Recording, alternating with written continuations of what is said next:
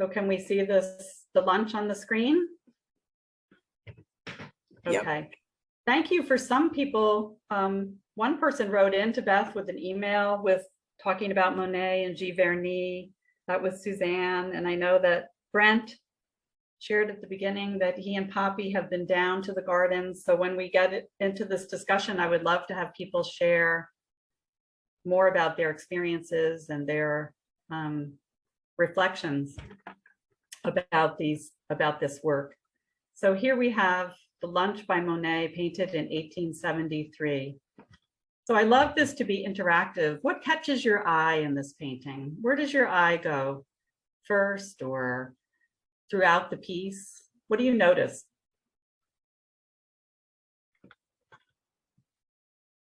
Terry says the table. Yeah, the table, that's so interesting. The table is right up front. And Dorothy says the frog. The frog. The frog. Let's see, the table. And in the tree? Where do you see a frog, Dorothy? Is that a frog in the tree? Oh. So you're noticing up here. Let's take I have a tool that enables us to go up. Oh. So it looked like a frog to me too, Dorothy, when I first saw it. It's a hat. It's a hat, but it looks like an animal, doesn't it? Yes, yes. It's amazing how it had a different feeling until you get an in-close view. Those look like legs, don't they? They look like legs, right? Like yeah, animal legs. So you notice the hat, someone noticed the table. Does that Anne says the bag and the bench. Is that helpful, Peggy, if I read the chats? Okay, yes, so I don't have the chat in front of me, so please echo back. Yeah, so here we are, someone's noticing the bag on the bench. Mm-hmm. Okay.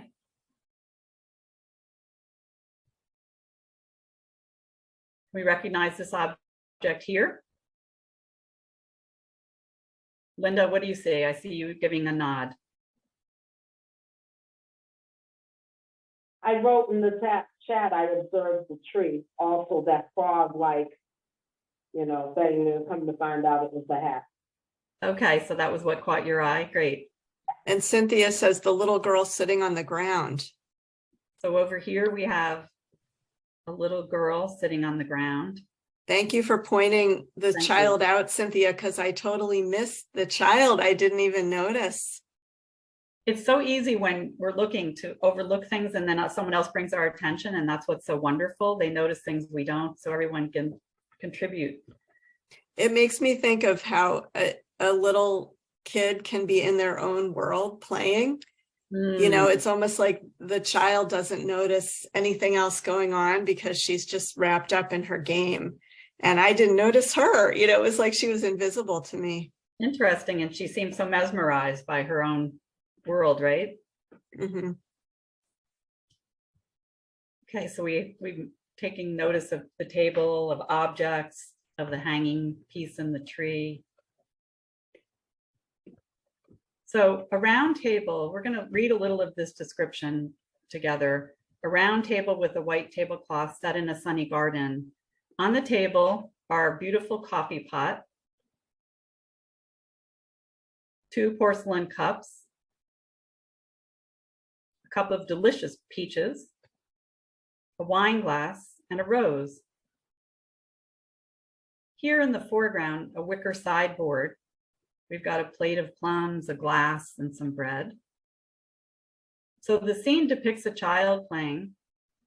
Here we have 2 women walking. The women left the bag that someone noticed and an umbrella on the bench. And there's this hat that we've noticed hanging from a tree branch. And way in the background, we see the facade of a house.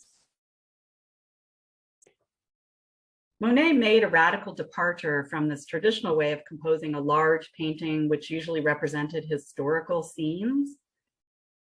So what kind of moment do you feel Monet has created here? How would you describe this moment?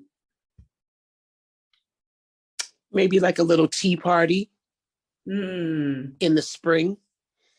So tea party, what gives you a sense of spring? I love that. Tea party. Well, spring because I mean, well, it looks like it's springish, or because with maybe the umbrella, maybe it's supposed to be like a rain forecast and maybe a little windy. That's why the hat blew off.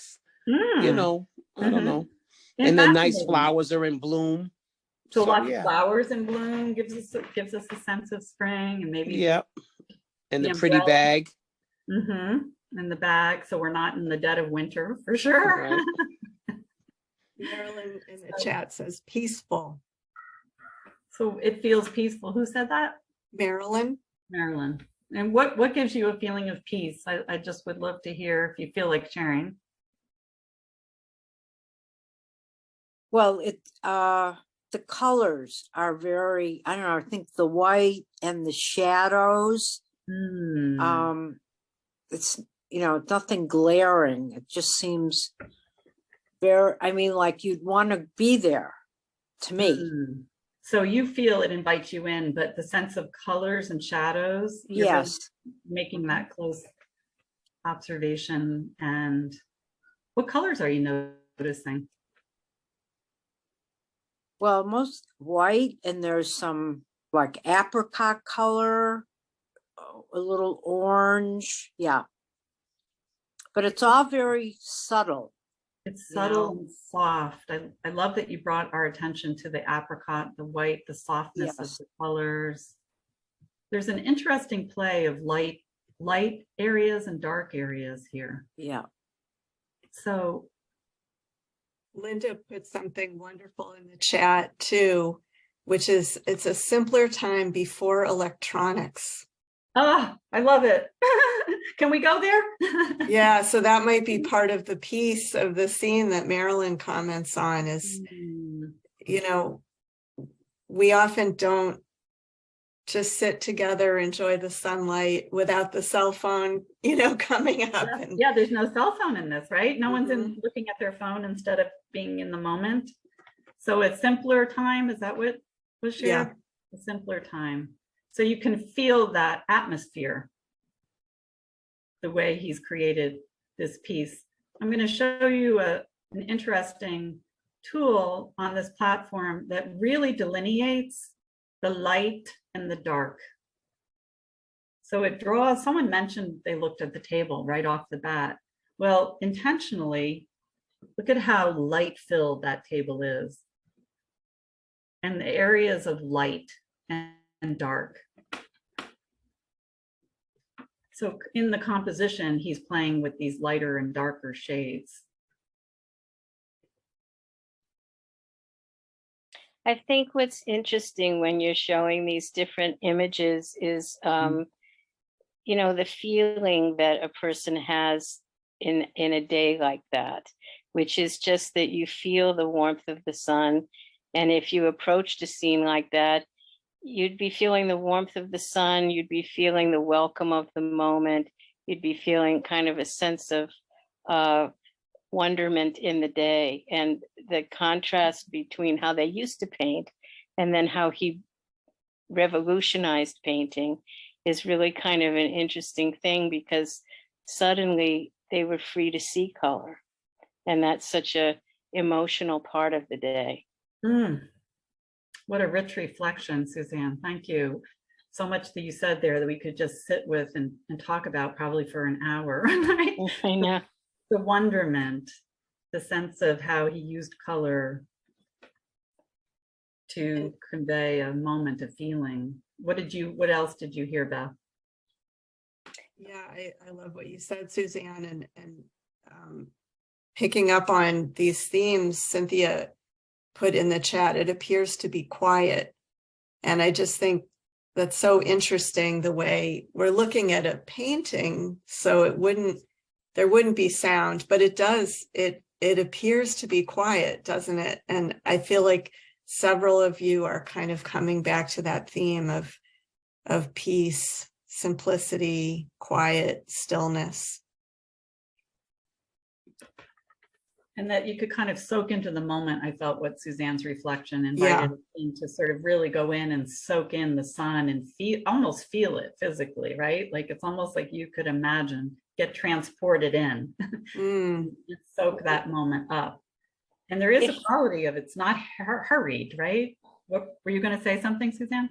Well, yes, if you were imagining yourself transported into that scene, or you remember being in a sort of similar place in the summertime, if you stopped for a minute, you would hear the leaves and you would hear the birds, and you would hear the rustling of the fabric as people went by, or you'd hear the child playing with the toys.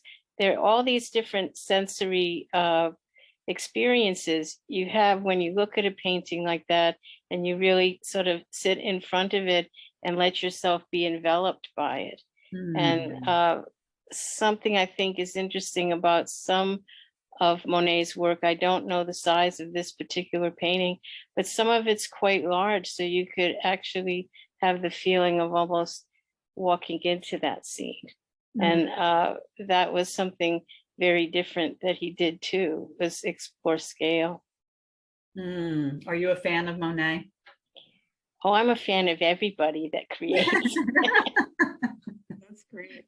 I just love what you evoked for us there, Suzanne, and mentioning those sensory details, the song of the birds and the sound of the leaves. And as you were describing that, I was noticing the empty spot on the bench and thinking that's just there to invite us, you know, to sort of move that parasol aside and sit down.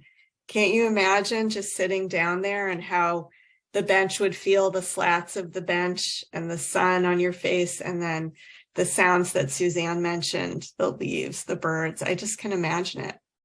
So I'll say something else that's sort of funny about this painting from an artistic point of view.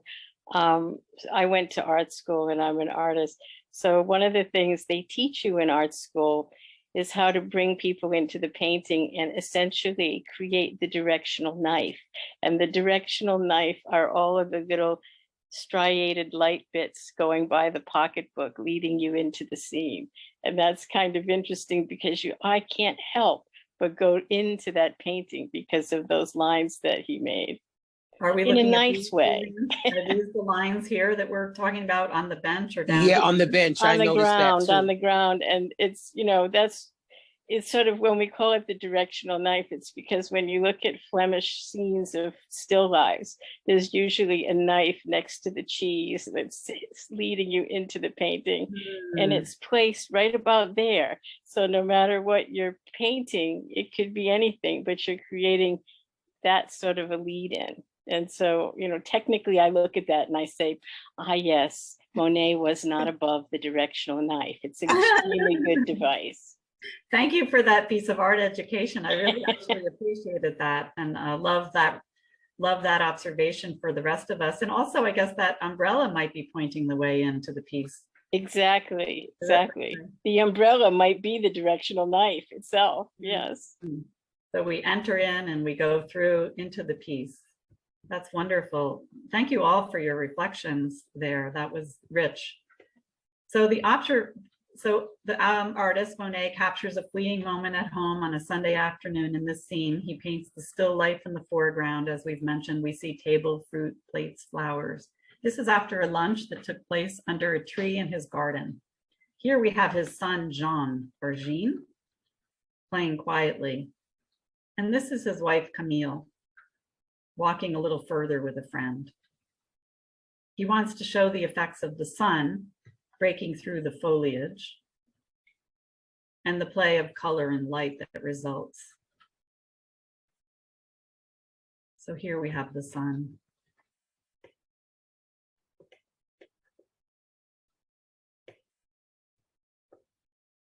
I didn't even notice it was two people. You didn't? What did you see? No, I don't know. Yeah. I only saw the one lady in the white, whatever. I didn't even realize that was a person behind her. Thank you for sharing that, because we see as we sit and we hang out with this, right? Yeah. And we let ourselves be in the piece more, we notice things. Yeah. Or it starts to say things or speak to us in different kinds of ways as Suzanne and people are sharing those deeper reflections. Mm-hmm.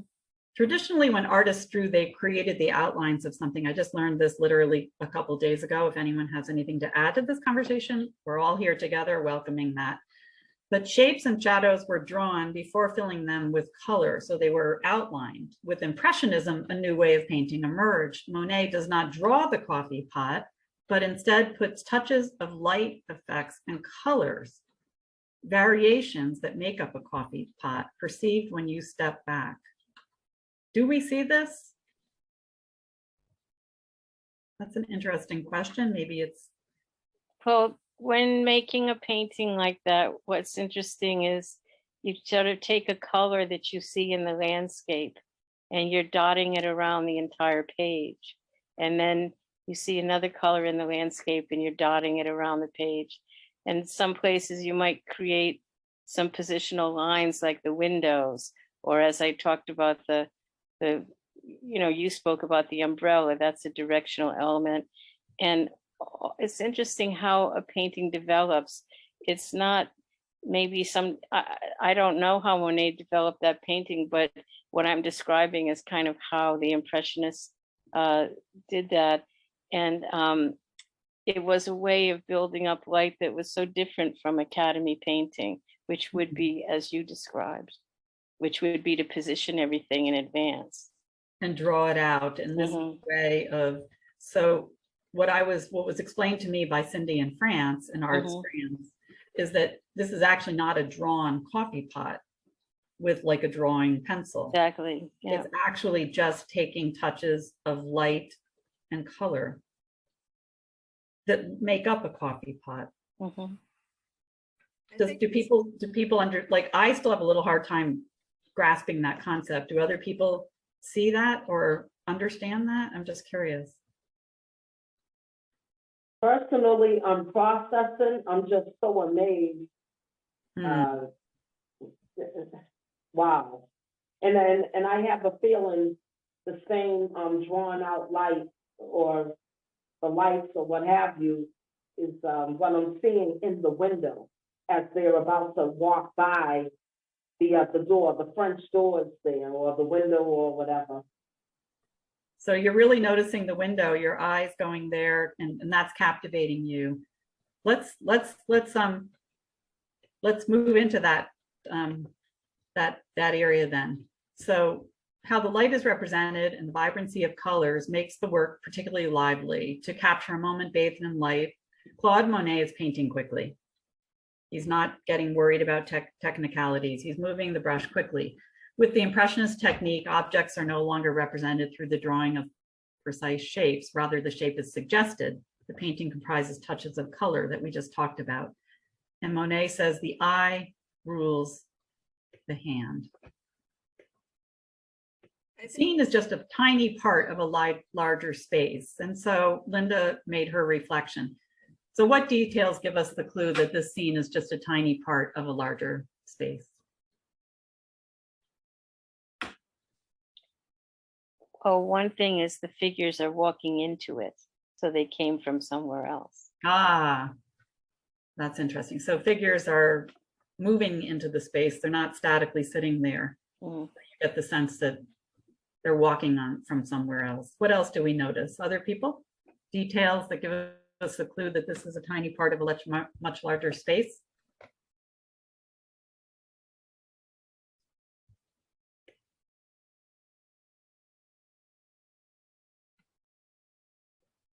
I'm going to say something else, which is it's a crop. And so when things are cropped, there's more to it than that. Okay, so you're noticing it looks cropped. And thank you. From the artist, but not, from the artist. So it's a complete artist vision, but like the shrubs are cropped, the flowers are, it's a cropped scene. So you're not seeing the whole of the shrub. Yes. And Linda, what were you going to say? I noticed you're nodding. I was just agreeing. Okay, because you brought our attention back here to this. So this gives us a clue. We only see a piece of this, right? Of this area? I was just making reference to the door that Yes.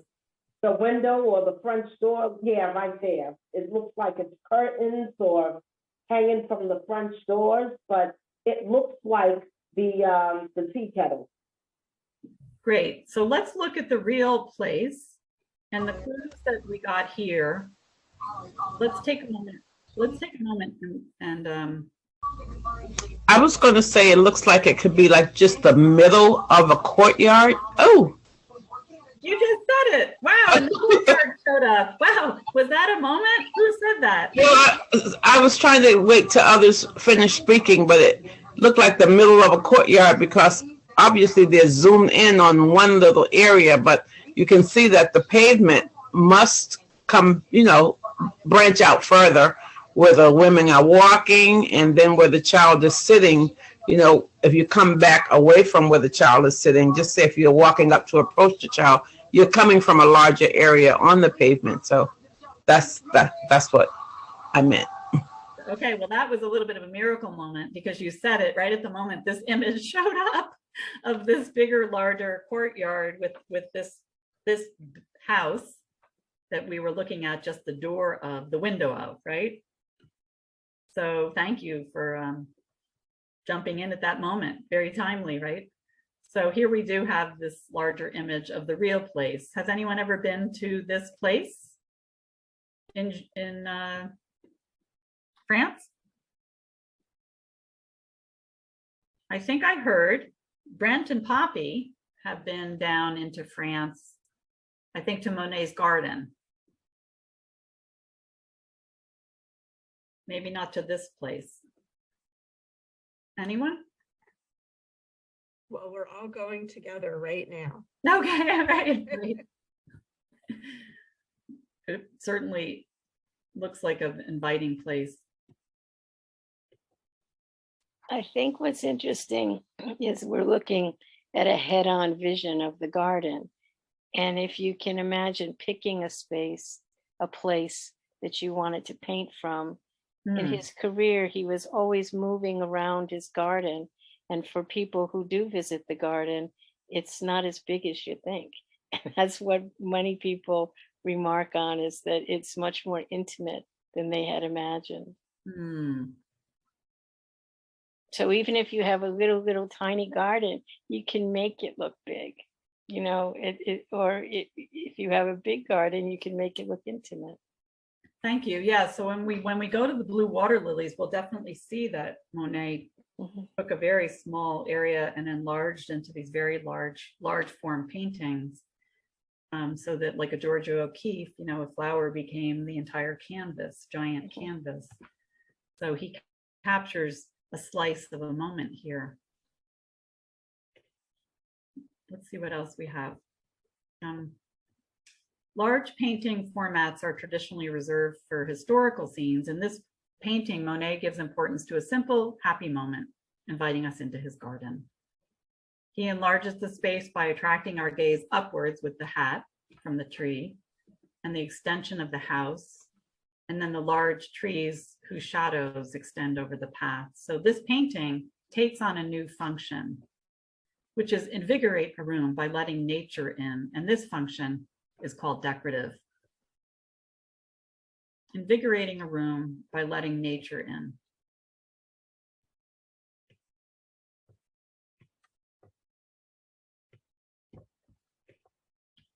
The painter knew how to transcribe a happy moment and capture the atmosphere of a beautiful sunny day, of an outdoor meal, which we've talked about and people have shared those reflections. Does this painting bring to mind any moments from your own life? Special place that you have enjoyed sitting in or getting still, listening? I live in Rockport, Massachusetts, and there's a little beach called Old Garden Beach here, which for me is like this kind of place where you can sit and it's very quiet. You could just hear things like the waves and birds. There's not many people. So that would be a kind of place that I might have that feeling, the atmosphere of a quiet, sunny day. Anyone else have places that come to mind?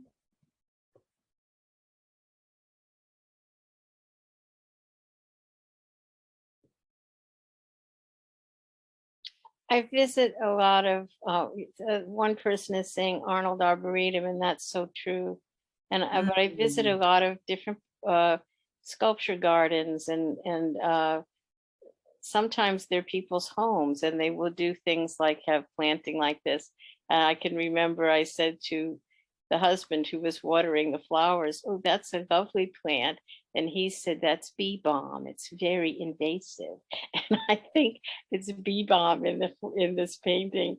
And so there's so much care that goes into training it back. And, so it's just, that's sort of also a wonderful relationship if people like to garden, is the idea of what it takes to coax it and bring it into its fullness. Yeah, the attention to it, right? The kind of the care and the nurturing to get something to grow is like, and especially, do we have gardeners in this group? Any gardeners? And among us, we have 32 people here. Are there any gardeners? I bet there are. And Cynthia put in the chat, this makes her think of sitting on the back porch in the morning and listening to the birds chirping. We actually have two Cynthias here today. So the other Cynthia and Linda say the Arnold Arboretum and Franklin Field Park also. So all places that people think of. And maybe some think of their own garden. This is the other Cynthia. I was going to share, now that you asked that question, it kind of takes me back to my childhood when my elementary school had a park, a playground, I should say, in the back of the school, maybe like across a little creek, but behind the school. And as much as it was a playground with different little merry-go-rounds and monkey bars, every time we would visit, it was quiet. It wasn't full of people. And it was in a little nested neighborhood, but I never saw a lot of people there. Whenever we visited, it would be me and whoever was with me and maybe a couple other people. And it was actually a road on the other side of the playground, but it was just the quietest place. And I'm just remembering that. I'm 67 years old, and I'm just remembering that from my grade school years. I love that. So thank you for that memory. That kind of took me back. But yeah. So that was a playground of your childhood. Yes. And playgrounds usually aren't quiet, because especially if they're busy playgrounds with a lot of things to play on. But this was usually in the summer when it was no school and we were behind the school and on just playing in it. Like I said, it was a nested kind of crowded lived in neighborhood. But I now that I think back, it was always a quiet playground. Now going forward, since then playgrounds haven't been quiet for me. So Right. I'm noticing that distinction. Yeah. So it was like a sanctuary, it sounds like, that was in the middle of the hubbub of business. Right. And I think a sign of the times. Yes. A sign of the times, right? Yeah, how things have changed. But it's interesting that this moment captures that moment for you of this space. Thank you. Terry put in the chat, courtyard or hideaway. So maybe that's a similar idea, that you can sometimes have a little nook, that's quiet, that's apart. And Jean put in Mount Auburn Cemetery, another place where there's a lot of beautiful trees and peace. Yeah, that cemetery is incredible, isn't it? Just all those little, but I love that someone said just their own little back porch, come out and just get the stillness and hear the birds. That, these moments are in many places. If you could take a trip right now, before we leave this painting, we're going to go on to another Monet, but if you could take a trip right now anywhere to a quiet, sunny location, where might you travel? Take an imaginary trip for a minute in the midst of January rain.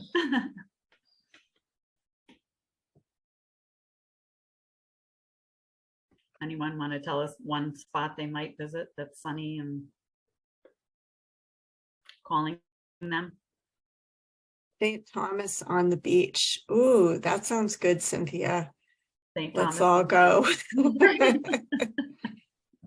Or Sounds just anywhere wonderful. sunny where you have like just a nice balcony where you can just look over, sometimes like, people like when they go away, they like getting up early in the morning and having their coffee or tea or whatever, and just going out on the balcony and just like seeing the sunrise. And it's just nice and peaceful before everybody else gets up in the hustle and bustle of things, Mhm. So, I mean, just anyway, even here in Boston, sometimes, just that early morning, before everybody gets up and you just have Yeah. like that kind of peace and silence. Yeah, we capture that anywhere we are. I think the morning is such a nice time. That very early morning, isn't it? When before everyone's up and at 'em. Yep. And then you start hearing the birds chirping and stuff. It's like, oh, all right, people are, starting to wake up. The birds are chirping. They're up, Yeah. So it's kind of like the progression of the morning. Yeah. Yes. Mhm. Coming alive, coming awake. Okay, so any more comments, Beth, or should we go on to our next painting? I don't see any more, so. Okay, so we'll say au revoir to this lunch. And we'll go now to another Monet on the theme of Monet here. Take a minute, I think, for it to load. Okay. So here we are with a very different painting by Claude Monet, done sometime between 1916 and 1919.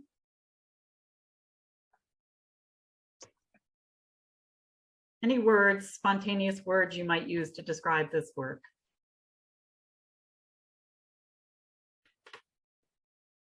Tranquil. Looks like a frog pond or something like that. Looking like a frog pond, tranquil. Yeah, and those are like the lilies. Mhm. The lily pads. Yeah. Yeah. So lily pad, frog ponds, tranquil. Someone else said something at the Like rainforest because of looks like the lower branches that are coming down, that come down. Oh, that's interesting. A rainforest and noticing the branches. Yeah.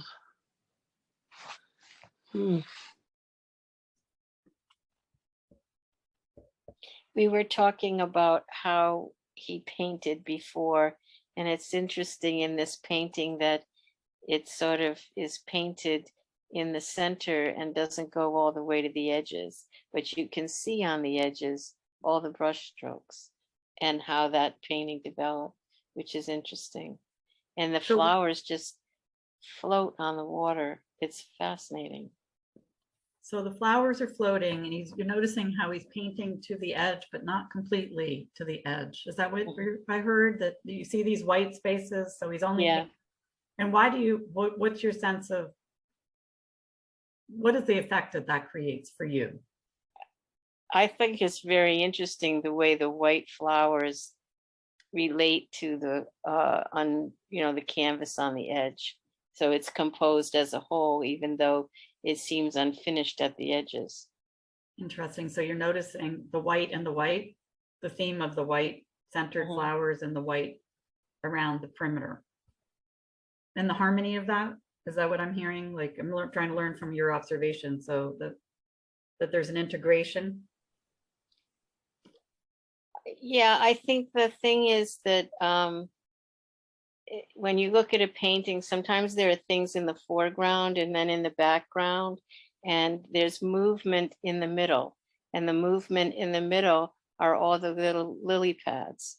And the movement in the background would be the reflections on the water. That's sort of in the background.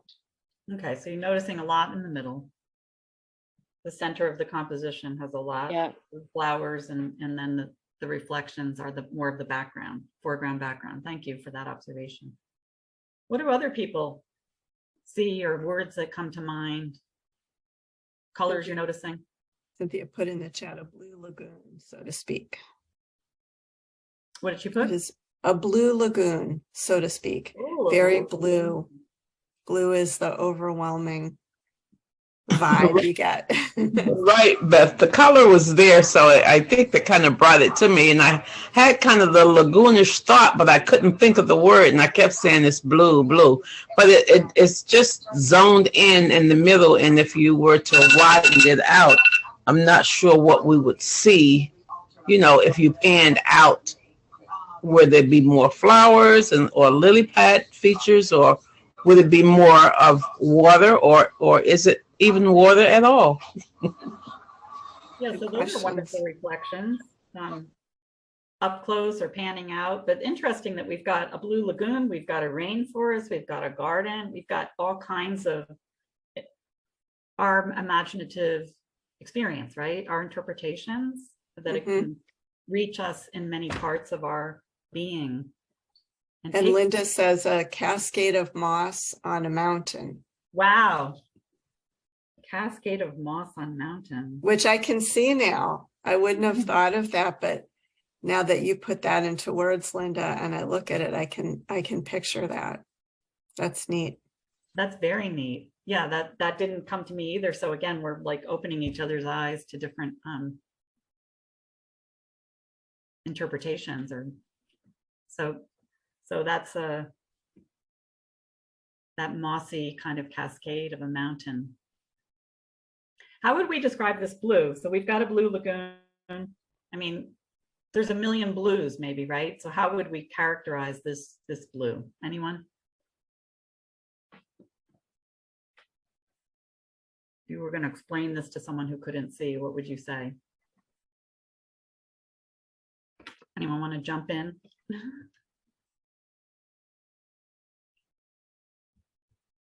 I'll say a shadow from the mountain, like as if the sun is going down and it's, you know, it's getting a little dark and a little murky. Okay, so you're imagining a shadow from the mountain. And maybe, let's go into the piece a little now. And Cynthia says a dull shade of periwinkle. A So dull, there's something around shadow or being muted. okay, so a dull shade of periwinkle blue. Because I think periwinkle kind of jumps out at you, but this looks a little dull, and it may be, or dim may be the right word. And like Linda said, it's like maybe the sun going down or the latter part of the afternoon. Yeah. So you're imagining a time of day based on the color palette. And this feels like maybe a duller blue. Let's come in and take a look closer at the blue and at the colors of the flowers. You know, I see a couple of different shades of blue now that you zoned in. What else do you see? Yeah, what else is coming to you?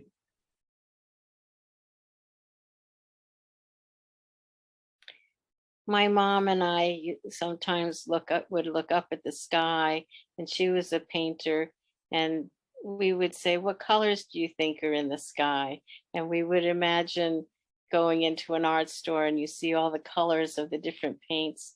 And we would probably say about that, well, there's alizarin crimson underneath there. And then there's cobalt with titanium white.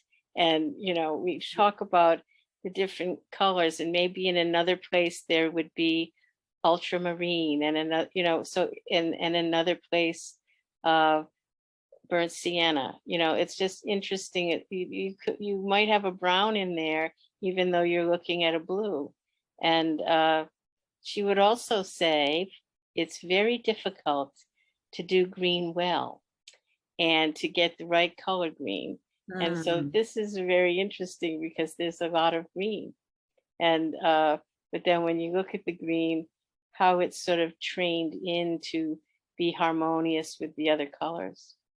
Interesting. I love that, the vignette that you shared with you and your mom in the paint store, and the colors of the paints are described in so many different shades of color that you use that as your language, right? For describing color. Oh, it's an alizarin, or it's a you know, whatever the and it was very much the language of understanding the world and just seeing things like more in a really interesting way. And there's so many tones and shades of a single color. Your comment about green, like look at the greens in here, there's darker, lighter, different kinds of, here's a different shade of green. So he's really, really, really playing with color, like we talked about, working quickly and applying color in almost a playful way. Certainly There's a does. color in there that's one of my favorite colors that's called Imperial Green. And it's the green that you were pointing to before of that one leaf. Yeah, that one. This one. And so that's Yeah. so we've all been introduced to a new color. It's called Imperial Green. Thank you, Suzanne. I would call it some other shade. I don't know, but I love that it's Imperial Green. Well, it could be teal, but in the art store, they call it Imperial Green. Yeah. Imperial Green. And someone was noticing that there's more shades of blue as we looked in closer. There's more than periwinkle, there's lavender, other kinds of, so looking up close at these colors. The artist Albert Alcalay was an abstract expressionist. Maybe some of you know his work. He passed away many years ago, but I took a course with him once and he said, color is part of our circulation. So the colors you would work with, were you to paint, come from your own internal connection to color. So if you look at the color you're wearing today, right? That says something about you and your own inner composition.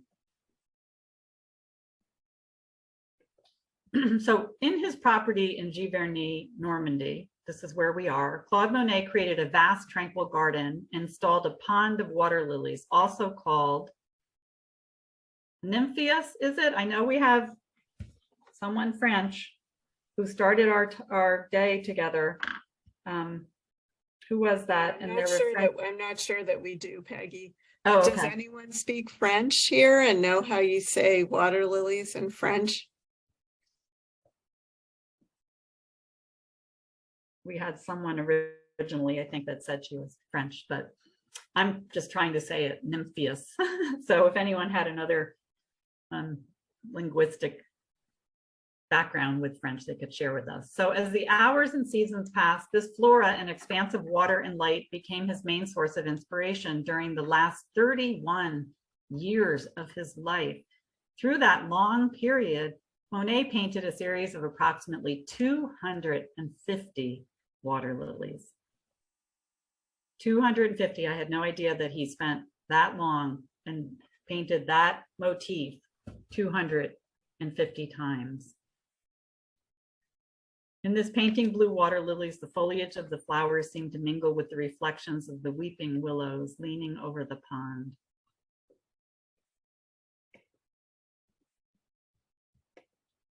Would you hang this piece in your home? Do you like this work?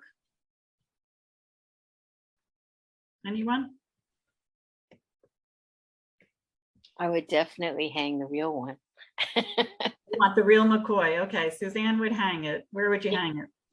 Well, it's because the real one, the paint would be schmuckty. It has texture to it, and you see the brush work, and it's interesting when anyone on this chat, if they use paint, sometimes you use paint and you have, it's just really pretty the way a brush stroke looks with the way it twists, or the kind of paint on it and how it works. And so with that painting, when you're up close to his water lily paintings, the technique is so interesting about it, as well as the color. So you would love to be near the real thing where you could actually see the brush strokes and the thicknesses and the colors. Would anyone else like this painting in their living space? I mean, I think it would be pretty nifty. How about you, Beth? I would love it. You know, it's one thing I want to say is when Claude Monet was first doing his work, he was considered a complete rebel and was totally rejected by the artists who were kind of already in business. And now we look at this work and we know it's in museums, it's become respectable. But at the time, Monet and others who painted at the same time and were part of his way of thinking were really breaking tradition, and they were very poor for a long time. No one would buy their work. So I think it's interesting that he was really trying to do something different. And when people try to do something different, sometimes it takes a long time for other people to understand and accept them. That's a wonderful observation, right? That it not accepted while he's doing it, breaking out of tradition, and now so widely respected. Yeah. Jean puts in the chat that it's too gloomy for her taste. Okay. And So- Cynthia says perhaps on a closed porch area, perhaps the rear porch overlooking a garden area. A locked porch area. Oh, a locked porch, right. If you had the real Monet, you would I had have it. to lock it Oh, no, the real one wouldn't go out there. That would be a copy.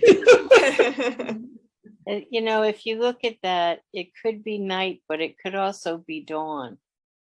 You know, because it could, so when you're thinking of optimistic or pessimistic, if you actually get up early enough to see the dawn, that would be kind of optimistic, I think. And it looks, and I actually was today, so it sort of looks like that color.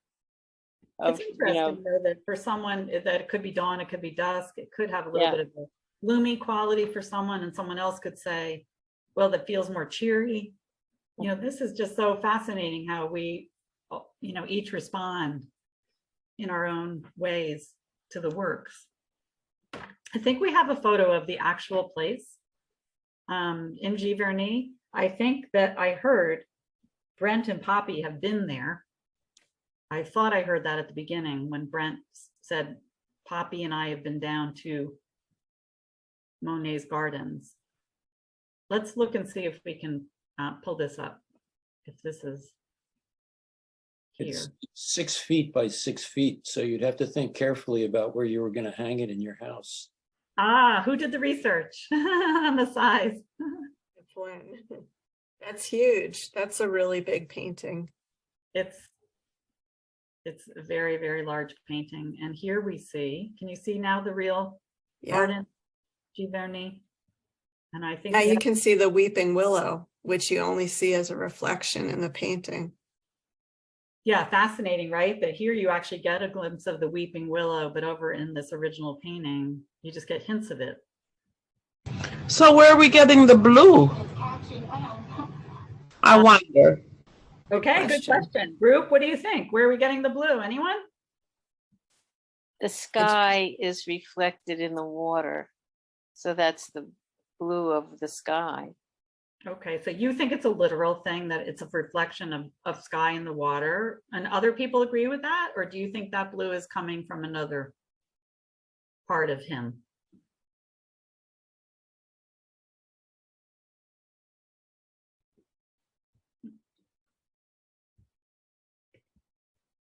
I believe just what he chooses to see. And also, you could also have the white flowers interpreted as bubbles from the swamp. As what? As bubbles from the swamp. That could be another interpretation of So the, like something bubbling up from the swamp. thing. Yep. Yep. And you think this is just his interpretation with the blue? He's just taking like artistic license or creative liberty or whatever that is. Just, I'm going to put whatever colors I want. It's not literal, right? Maybe it's, let me do it from my imagination. Exactly. Just from where, or maybe he was feeling depressed at the time and such a beautiful scene, and maybe he was feeling blue, like a loss of a loved one or loss of a relationship or what have you. I think he poured it into the painting. So your reflection is interesting, that the color may have corresponded to his emotional state and how he was feeling. Mm-hmm. Exactly. And that this was a way for that expression, right? Exactly. I think there's so much freedom in his work that, you know, you talk about concentrating about paintings in the same location for 30 years. but really he's really looking very closely. And it's amazing how you could look at the same place, and we have the picture of the real place. Nature changes all the time. So even if you're looking at it very literally, and I think the freedom that he gave us is that we can use lots of different colors now. But at the time, I think he was really trying to capture what he felt was the essence of the place. And the fact that, you know, we live in a really busy world now, and sometimes we don't stay in one place long enough to really absorb its minute changes. And that is also, I think, a gift that Monet gave us. That he really spent time in a very immersive way connecting to this one place, and all these 250, did it say, interpretations of this place that became embedded in him. Yo-Yo Ma, we started talking about him, the cellist, said, "I devote my life to human expression rather than human perfection. So when I play, I'm not trying to do anything perfectly, I'm just trying to express." And I think we're saying that about Monet, that art and music connect people. He says it's like a science for the inner soul. So here we're imagining Monet's soul in sync with this place. He's standing on this bridge during this creation of this. By the way, this is the bridge you can see in the photo on the right. He's actually standing on the bridge to create this piece. It's wonderful. And Terry put in the chat, reflection from sun gives different colors.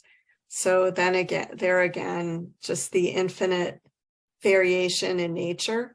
And Suzanne, I loved what you said earlier about talking with your mom and her asking, what color is the sky? I think you said, and just that there's so many colors in anything that we see in front of us, and in the natural world, there's so many colors. So we could look and paint and never get to the end of it. There's always more. Right. And I love your word infinite, like infinite variation. You said in nature, infinite colors, like that there's a million expressions. If we all stood on that bridge, we'd all come up with our own, right? That would be the beauty of it. And what color are you wearing today, Beth? I've got a couple different browns, but when I have painted, it makes me see things differently, because I realize all the colors that go into making a shadow or making another spot on a piece of fabric. It's so much more, there's so much more to it than just brown. Right. So you got brown as maybe a little part of your circulation, but you've got many other infinite colors in there, right? Yeah. Yep. Let's go on for a minute. So what do you notice in the way Monet's painted the brush strokes and touches of color? So we've talked a bit about that. We've noticed colors. Suzanne was commenting on the thickness of brush strokes. Someone else was commenting on the brush stroking that was vertical, coming down into the piece. So do you see the play of verticals and horizontals in the piece? Seems to be one of the things that I noticed. Also, think about the size of this painting and what it would feel like to make a line that you see there that might be 2 feet long, and how your arm moves to do that. Or if you were painting something very small, like the center of the flower, what your hand would be doing then. So it's interesting. This is sort of like a full body painting, if it's like that big. like a full body experience, like really moving up and down. I think what you're suggesting is that the stroking needs to. And he made this one probably later in his life, so it was great exercise. Let's put it that way. Yeah, so let's read about that. So here we see green shapes floating on a blue background, punctuated by a few touches of white, yellow, pink, red, So Monet drew verticals in a darker green with a large brush strokes, as you were just commenting, on this vast canvas measuring 2 meters. And here it says that was equal to 2.1 yards in height and width. Someone else mentioned 6 feet. Is that the same? It is, right? Anyway, yards, feet, meters. So his gestures are broad and bold. The artist was painting his water lilies for many years without any prior drawing experience. He was one of the founders of the Impressionism movement that Beth was referring to, defined by real-life scene, quickly applied brushstrokes, and contrasting colors to create an impression of a living environment, like an early morning or an early evening.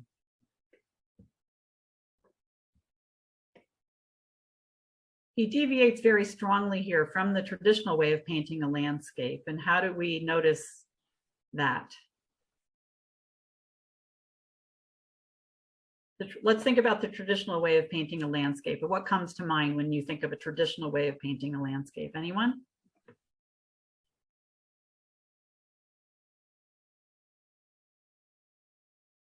Painting a path. When I think of traditional landscaping, it's painting a path. A path. A path. A path. Yep. Okay. So something where you can actually enter in through a path. Okay. Terrific. Yep. And there is no horizon line, but actually there kind of is, but there technically isn't. But the traditional horizon line, like this, right? And there's Yeah. a sky or a mountain or a sea or, okay. So we don't have a horizon line and we don't have the sort of classic path in. Monet leaves traditional ways of representing a landscape behind. Here we see a horizon line is absent. And also he has his own original point of view. As we've said, he's observing his water lily while he's standing on the bridge. His eyes are riveted singularly on the water. The motif is a waterscape shown in an oversized way on this very vast canvas. A sense of the water's depth is created by the interplay between their thicker and thinner strokes of color.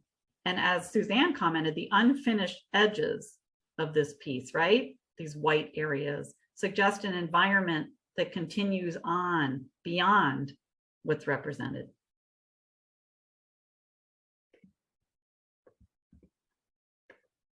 Over the years, Monet's style changed, in part due to the evolution of his cataract. So he had a cataract in his eye, one eye only. How do you think that affected his work?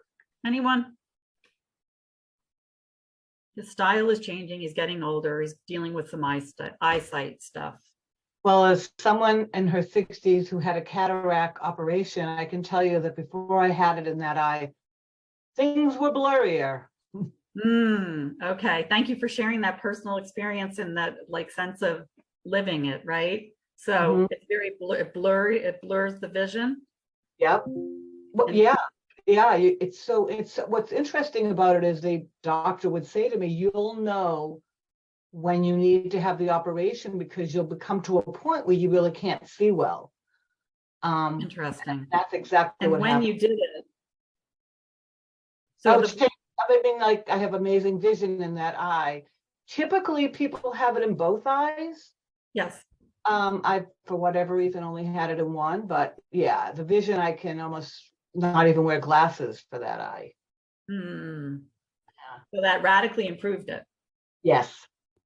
And before that blurry, so maybe as he's becoming more blurry, how do you think that's affecting his painting style? I think you feel a little bit disconnected in a certain way from what you're looking at. I mean, you're not sure. You don't feel as, I don't know what the word is, in some ways in the present moment, because things are just so kind of blurry. And, but as an artist, I'm not an artist, maybe it helped him to look at the world in a different way. That's what I would say. That's fascinating. So the vision's changing. He may not feel as connected to this sort of exacting looking at things, right? With all that clarity, but maybe it changed his vision of the world. Is that what I heard you say? Exactly. And the word I'm thinking of, things are a little bit softer. So maybe things are not as crystal clear, harsh with fine lines and strict. Maybe everything's blurring and softening, and as he's aging, Yeah. maybe well, we don't know. It's fascinating, isn't it, to contemplate that? Mm-hmm. I think what's interesting about that is I once saw a show of Dumas' work at the MFA, and that was commented upon about his later work also, that his vision wasn't as good. But, it depends what kind of artwork people like. But I actually like the later work because I think in an artist's life, you still have to finish the painting. That's the job. And even with an issue like eyesight issues, how are you going to solve that problem? How are you going to bring that to completion? And I think actually some of their best work is the work they made in their later lives, because I think artists just get better. It's the job that never ends. You never retire from being an artist. I wonder if there's a certain freedom, though, in not having some of the pressures and expectations of the earlier years, the earlier work, if you're just starting to loosen. I think definitely that, I think at I think it always has to be interesting to the artist to make the artwork. And if you've been looking at something for 30 years, the way you think about it is going to change. I would love to see the difference in his paintings before and after the cataract experience for Monet. If you could see a difference, maybe afterwards they wouldn't be as vivid as they were before, he started experiencing issues with cataracts. So that would be interesting to see. And Margie, I wanted to thank you for sharing your experience with cataracts. Thank you. Yeah. Well, thank you. And I have to say, we're lucky. We're living in a time where it's more or less cataracts. I had it when I was 63, is more or less a routine operation. It's better to have it earlier. You have to put in drops and all that stuff. But for the most part, it's become a pretty routine operation. Yeah, thank God. And that it cleared your vision right up. That's wonderful. It would be interesting to see before this eyesight, and then as it evolved. It says here that Monet painted the water lilies between 1895 and 1926. As his eyes began to degenerate, his vision altered. His style became more abstract. Representations of the water lilies became more imprecise, more emotional, more dreamlike. And that's what you were saying, Marge, right? Exactly. More of a, looking at the world differently. Things are changing. In 1923, he's almost blind. He agrees to have his right eye operated on, but he categorically refuses the operation on the second eye because he wants to preserve his imprecise vision. Interesting. His altered vision stimulated his creativity and allowed him to paint in a new and unique way. And that's exactly what you were sharing. Because water lilies evoke meditation and invite peace. It's wonderful in so many ways to just think about the gifts that can come with something that, that is a disability, but it makes you, and to go back to what you said, Suzanne, you have to solve the problem. So you have to find a new way to solve the problem. And I know it's just after 11:30, so we're coming up on closing this, but I think that it's a wonderful point that we keep creatively solving problems no matter what our circumstances are. That's beautiful, Beth. Thank you for sharing that. I just feel like that message that you just summarized is like the task, right, for each of us is things are changing. How do we find a creative, what did you say, keep creatively solving the problem? I'm borrowing Suzanne's words there. Well, thank you, Suzanne, too, and everyone for your reflections. There's a last slide here. Monet spent 31 years of his life painting his water lilies. And so we wondered about how he might have, why he might have wanted to spend so much time painting that plant and the reflections in the water. Anyone have a last final reflection on what it is that compelled him so much to just spend all that time with that plant, those plants and the reflections in the water? And can you imagine doing that if you took a motif from your own life? If someone said, now you can concentrate on a motif for the next 3 years, one motif, and you can paint it in all kinds of variations. I've wondered that myself. Imagine the luxury of being able to stay in the same place for 31 years. Right. So there's that, right? There's that 31 years in one place, soaking up this one experience. It also makes me think of Georgia O'Keeffe. I was fortunate enough to get to go to New Mexico and see her home where she painted her mountains. So it sort of reminds me of being in one place and looking out into nature, feeling a connection as a human being with art. You know, we're part of nature, and that she got to change it, as did Monet, over her lifetime, or a bunch of years. So it's the beauty and the transcendent connection to nature, as well as a feeling of impermanence, that things always change. Wow. I don't know. That moved me, what you just shared. I love Georgia O'Keeffe, and I think we'll have to have an O'Keeffe tour soon, because I love that you made that connection. But the wonderful observation, being in one place and really connected deeply to that place, and that connection to nature, beauty, transcendence. It inspires me. And I hope this has inspired. You mentioned, oh, sorry. Please. You mentioned Georgia O'Keeffe, and some paintings I really like of hers, and hers alone and Arthur Dove's alone. They would go together to paint at a beach in Brooklyn at night, looking at the ocean. And so they were painting the darkness, but they did such a beautiful job. And when you see these paintings, it's just so interesting, because it's something you didn't think you could see, but then amazing what they saw in that moment. And those are beautiful paintings. I think you could see those maybe at the Clark. Well, thank you. So we're coming to a close, and we've just spent the last hour plus on 2 paintings. So we've really done that slow art, slowing down, looking more deeply.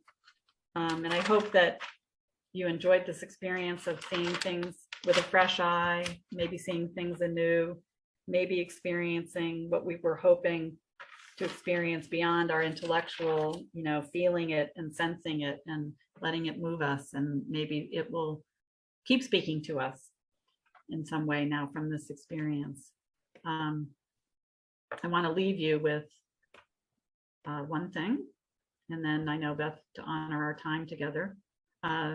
Sorry that we would have looked at that, but I thought it was too much to try to take in. But I'm going to leave you with, if this works, one little moment back at the garden. And is that Monet? Was that Monet that was before? Yeah, they're both Monet. So we just concentrated on Monet today. Yeah.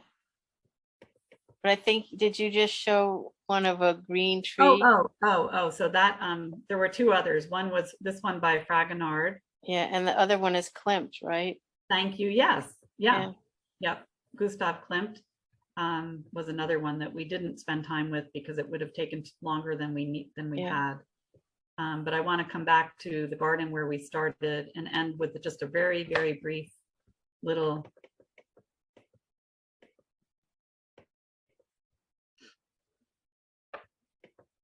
I hope to be able to end with the sound as if we were in the garden. It's wonderful to be with you all. Thank you for sharing and this moment of this experience together. And here we are going to have a closing little bit of sound in the garden. Imagine ourselves there. Thank you. Thank you.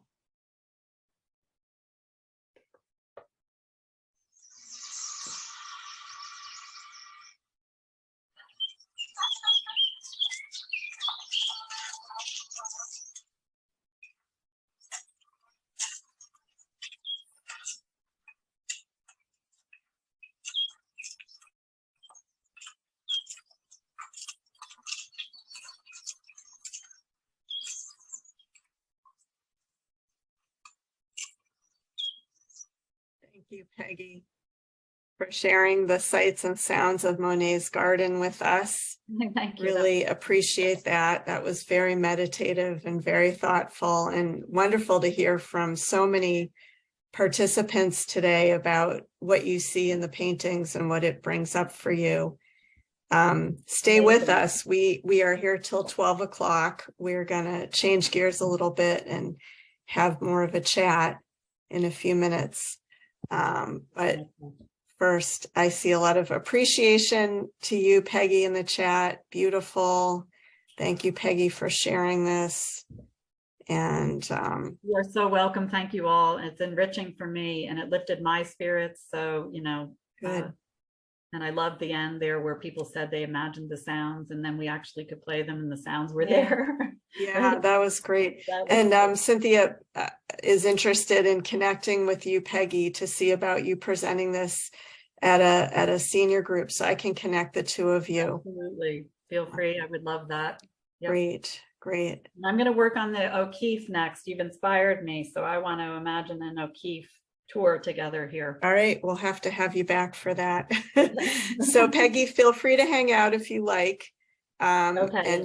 And join us for our chat. And if you need to sign off, we understand, that's fine. Okay. If whenever you're ready, if you want to stop sharing your screen, and I'm going to pause.